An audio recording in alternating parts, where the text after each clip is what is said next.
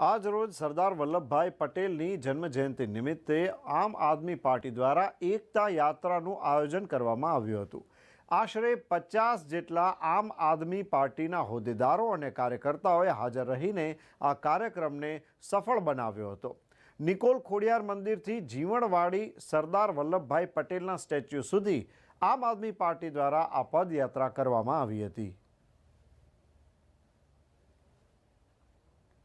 પાર્ટીએ સમગ્ર ગુજરાતમાં શ્રી સરદાર વલ્લભભાઈ પટેલની જન્મજયંતિ નિમિત્તે એકતા યાત્રાનું આયોજન કરી અને અમારો એક જ સંદેશ છે કે આપણો અખંડ ભારતના રચયિતા શ્રી સરદાર વલ્લભભાઈ પટેલે જે સંદેશ આપ્યો છે એમાંથી પ્રેરણા લઈ અને એકતાથી સર્વ ધર્મ સંભાવના સાથે સર્વ જ્ઞાતિ સાથે એક થઈ અને એક મેસેજ આપવા માંગીએ છીએ કે આપણે એક થઈ એક હિન્દુસ્તાની બની અને રહેવું જોઈએ અને પોતાની હકની લડાઈ લડવી જોઈએ।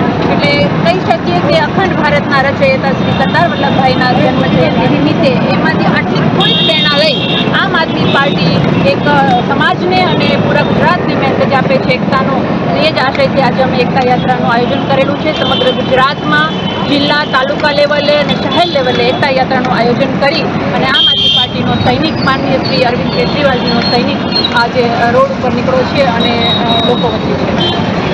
આપણી સાથે અમદાવાદ શહેર પ્રમુખ બિપિનભાઈ પટેલ સાહેબ પણ ઉપસ્થિત છે, આપણે એમને સાંભળીએ। સરદાર વલ્લભભાઈ જેમનું નેતૃત્વ ઇન્ડિયાની અંદર જોવામાં આવેલું છે અને જેમને જે કામો કર્યા છે સમાજ માટે, દેશ માટે, એ કામ જો હવે આગળની સરકાર કરે એવી અમે ઈચ્છા રાખીએ છીએ। અને આમ આદમી પાર્ટી તરફથી આજે એમની જન્મજયંતિ નિમિત્તે અમે આખા ગુજરાતની અંદર દરેક જિલ્લાની અંદર અમે આનું આયોજન કરેલ છે। તો અમે એના રૂપે આજે અમે સરદાર વલ્લભભાઈ પટેલને શ્રદ્ધાંજલિ આપશું।